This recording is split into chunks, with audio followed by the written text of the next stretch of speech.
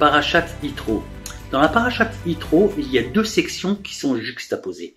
La première section, c'est quand Yitro, le beau-père de Moshe, vient voir Moshe et lui donne un conseil comment faire pour juger plus facilement le Ham Israël. La deuxième section, c'est le don de la Torah.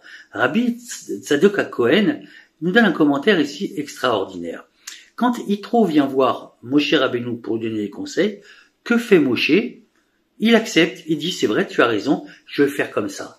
Ça semble anodin. Pourtant, Moshe Rabbeinu, qui était le grand Moshe, avec une très très grande sagesse, et très très grande chorma en Torah, il aurait pu dire non, toi tu n'es qu'un prêtre, idolâtre, je ne veux pas t'écouter. Non, pas du tout. Qu'est-ce qu'il a fait? Il a écouté. Rabbi Tzadok HaKohen a dit exactement pourquoi Moshe Rabbeinu a écouté Yitro, parce qu'il dit comme ça qu'on doit toujours écouter plus petit que soi. Même si c'est pas plus petit que soi, faut toujours écouter l'autre, toujours écouter son prochain. Dans la Gemara, il y a deux écoles. Là, il y a l'école de Hillel et l'école de Shammai.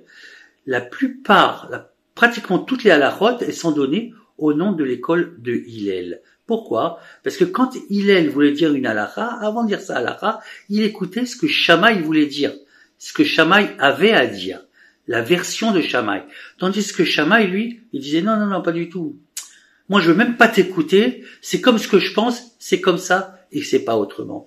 Mes chers amis, on doit toujours écouter l'autre, toujours écouter son prochain, même s'il est plus petit que soi. Si on veut pas écouter, c'est ce qu'on appelle avoir un ego important.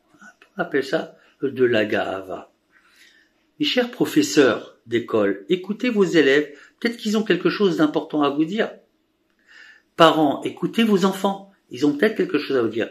Le Rav Eliyahu Lopian, il raconte une histoire comme ça, et dit que, c'est même pas une histoire, c'est un fait. Il dit que une personne qui étudie la Torah 24 heures sur 24, sans cesse plongé dans son étude, il n'a même pas envie d'écouter ce que l'autre a à dire. Rav Lopian, il dit comme ça, cette personne, elle sera punie, elle pourra même pas avancer dans son étude. Mes chers amis, écoutons l'autre, ayons la sagesse de Moshe Rabbeinu. Shabbat Shalom, et je vous aime.